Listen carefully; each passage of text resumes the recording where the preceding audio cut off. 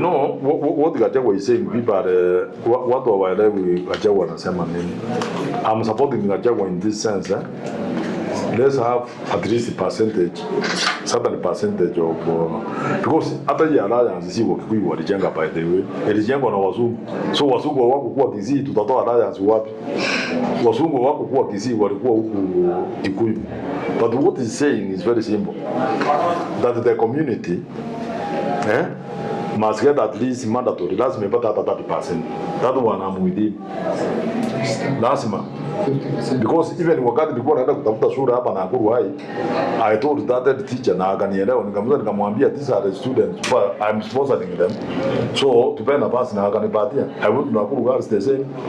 So kama tunasema alliance, usema ati mtoto ametoka amepita mzuri sana, ako na max ya kuingia alliance, amepelekwa Kisii. Honestly, is it making sense to anybody who is saying that Gachagua is not saying the right thing?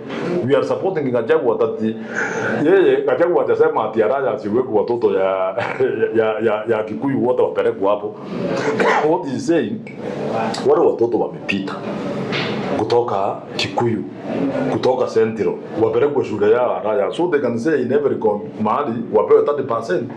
And that is not much to us, simply because alliance, whatever which is being done there is done with the money which is supposed to benefit watu ya alliance Kikuyu. So kama watu ya Kikuyu pesa inaenda huku ya infrastructure inatengeneza, alafu waambie mtoto yangu amepita na max maybe 70, amepelekwa outside alliance, nikienda hapo nikosa kupewa nafasi study fair. So Gachagua we support it, and that's what he was saying. He was saying with the waria watu kutoka North Eastern, how one day you don't North Eastern, if all of the money they get, kama ile pesa waliipa mingi kutoka USA walikuja wakainvest isiri, why can't they go and invest in Garissa, so that isiri can move to Garissa?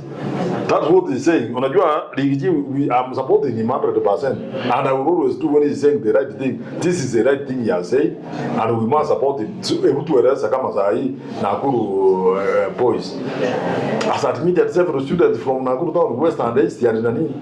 So tunasema hiyo ni mzuri because the students come from around this area. Actually ile umesema Minnesota, the worst thing that I've seen is people stealing from the counties. Wanakuja invest in Nairobi. Yeah, you can like you go steal in a county in Turkana. Instead of investing there, how you bring development there? So that's what Gachagua is telling that people will move, watu waende kila mtu wa develop kwao. So that hii pesa ilikuwa naipa kutoka Minnesota wakaenda kuweka Isili and South C na South B, they would have gotten another South B as South C Isili ni Garissa, wengine waende wachia hiyo maneno kuwe mzuri, so that they can take development there, waende waseme airport ya jengo huku, watu wakitaka kwenda wanaenda kufanya shopping hiyo. I think we support it, and that one we must support it. Okay, shifting a little bit, we have come when unapeana bursary to the beneficiaries from CTF, but kumekuwa na some challenges, and especially with the new system, people who are now joining senior school. I don't know if it's also affecting you people, and especially those who are involved in helping parents have their kids in school. I think I can say Nakuru Town West, we are, I'm not complaining, because if you can go down there and check the list of beneficiaries, you can see that we've taken to very good schools, and yet the students who are in public schools, you can see their alliance. There is, I think this system is it favored in Nakuru Town West, I can say. Okay. So because it's favored in Nakuru Town West, you cannot complain. I cannot complain. Watu wanasema mtoto alisoma alipata high marks na amepelekwa shule Makueni that is not even known. No, so you haven't experienced that? Sometimes, no, there was a few cases, but you know the government opened the door for parents to go and look for the schools they wanted one-on-one. If you look, I think I had several letters here from Nakuru through high school, from Tumishi, from Moi Forces. I went there myself, personally, to get the admissions that they were giving out. We want to thank the government because the yoga started. Actually, at one time, I called the CS myself. Instead of telling parents to apply through the schools, let's allow the parents to go directly to schools, and they did it. For me, Nakuru Town West, I'm telling you, are just happy. That's why I said nitakuwa napeana first term school fees yote 22,500, and you can see even after I've said that, unaona mzazi mwingine amekuja hapa analia anasema umenipea 22,500 lakini sina shopping. I'm also trying to see I can get a few friends and a few individuals for those parents who are needy, because somebody who is needy utamwangalia. Sasa kama wewe nikikuangalia vile unafaa, you are not in need, so ukikuja hapa tukuangalia unafaa. Naweza kuwa nimeomba. Hapana, huwezi kutosha. Hao ndio wote wako hapa, angalia Asiba, angalia Meriania, people are tunavaa. Asiba na John Mdosi. Asiba ni mdosi, ona hiyo nguo bana. Hiyo shati anavaa si shati ya kawaida. So anyway, what I'm saying, hii maneno ya watu wanataka kutoa pasali. You know me, I don't know what will happen to Kenyans, and especially in Nakuru Town West. If pasali ikitolewa, haki ya Mungu sio watu ya Nakuru Town West wataenda wapi? You can imagine these parents who are down there, wote wanataka pesa. Hata wale wanawaambia tuwapea tax basi wanainsist, wanasema tunataka. So people, we should retain CDF. Okay, if the members of parliament who are misusing CDF, I think it would be very unfair. You can imagine a member of parliament who has all of the issues ya kupeleka watoto wake shule. Kama saa hii uanze kuibia mtoto maskini huo peleka mtoto wako shule, hata pita hiyo shule. You know, I've seen wale watoto wanaenda shule mzuri hapa ni watoto ukiangalia, I wish you talk to some of them. Unakuta ni mama mboga, unakuta ni watu wanaendesha baiskeli, wengine hata hawana nini. Hata nilikuja kugundua pia most families unakuta walitoroka kwa sababu poverty. Aliwaachia mama watoto akatoroka. Sasa watoto wanabaki na wakina mama. So ukiangalia hapa wengi ni wakina mama. So me, I was really thinking that if there is a way, if we are really going to Singapore, the way the president is telling us, and I wish that we go, let's start by having free secondary education. Watoto wazazi hawangekuwa hapa. You know, this is something which we need, is a discussion which we need to take it beyond ourselves and beyond any political affiliation. That tukubaliane, we corrupt all of the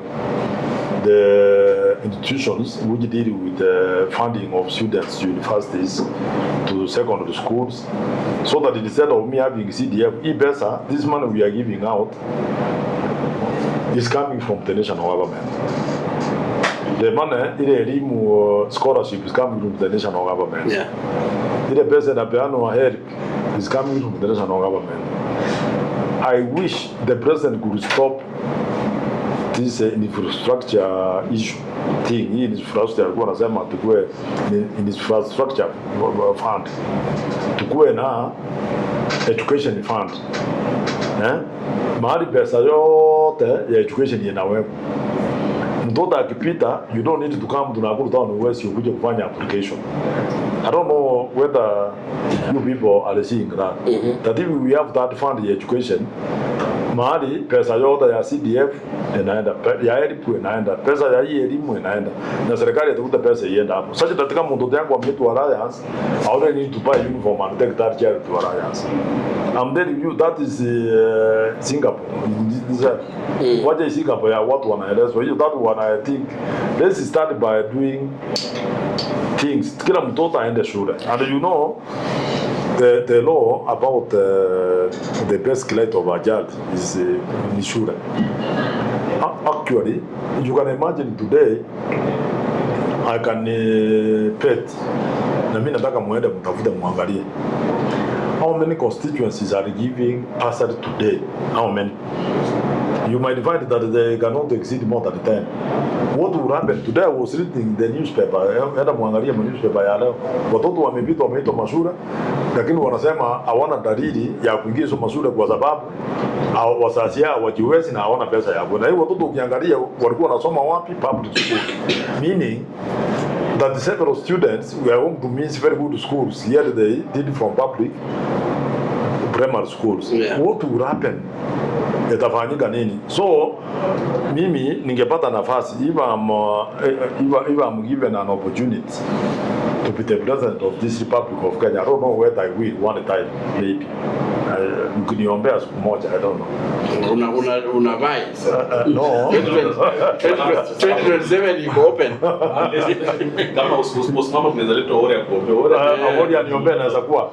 But the way let me tell you, if we have education fund, kila mtoto yako unajua akifanya mtihani akipita grade 10 mtoto anaingia shule ile ameitwa without coming to a member of parliament, without going to elimu, without going anywhere. Kazi ya mzazi ni kununua uniform.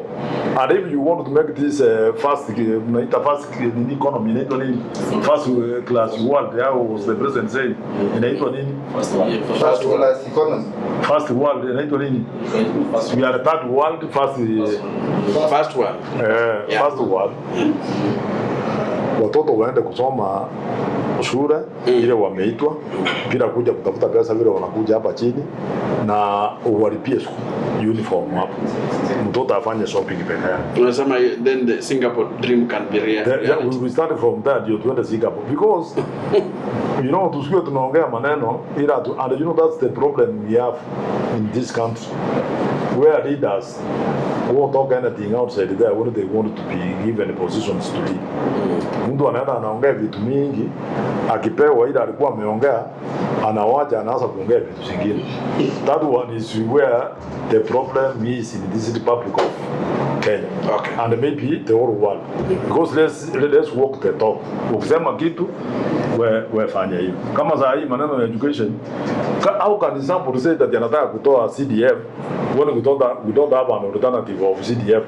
Honestly, it is not working up. Even if there is no law, I think even the judges who are doing cases, the judges who are supposed to give this ruling, they are seeing what is happening there. And I want to thank Citizen TV because every time I give pastor like this one, they come to cover.